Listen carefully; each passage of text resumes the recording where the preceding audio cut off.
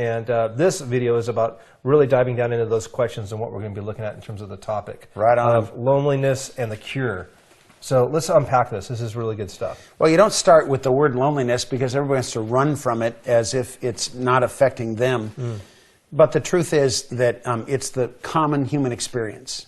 More people suffering from loneliness, more people acting out, either because they have no solution for it and they're going to expand their grief to include others, or they're seeking it, but they're looking for it, looking for love in all the wrong places, and often looking for community with all the wrong methods.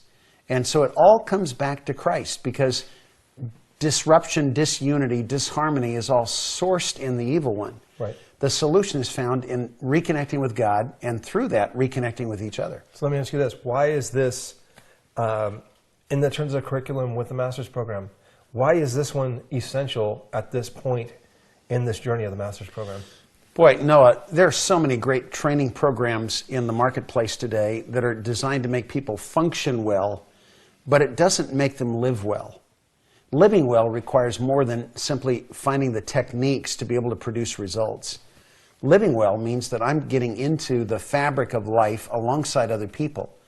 And I found people who have a better time attempting something that fails because of the community that they experienced during it than they had when they had an independent victory that involved nobody but themselves. Bottom line, we weren't designed to do life alone. And the sooner we find that to be true and just embrace it, and then recognize that the only solution that is found there, you can't bring two needy people together and expect to find a solution. But if you find two people with a common need, connect them with a God who is the ultimate resource. Right. And then with their needs met through Christ, connecting with one another, when you've got two people who are already in touch with the ultimate solution, who become one another's solution in community, now you've got a combination that can really work. But this relates into marriage, friendships, and then into community, outside sources, ministry, etc. But it's true that it's the foundation of you weren't meant to do life alone and on an island. Right. It's hard to be effective when even when the Lord sent the guys out, it was like, I need the both of you to go together. Right.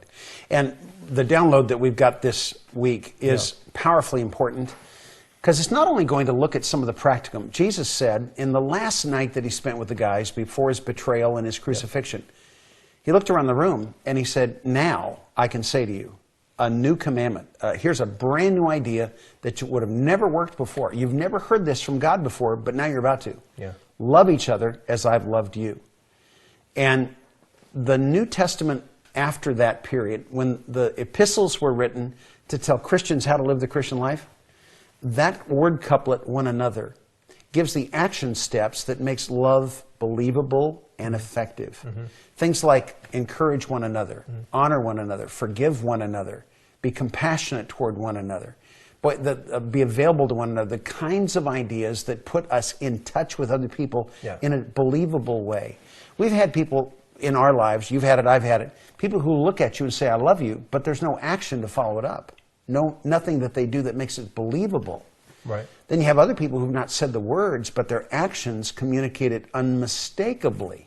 That there's a relationship there that you lean on to get through life effectively, and those relationships become reciprocal. They love you, you love them back, and the power of that, it cannot be matched by anything else.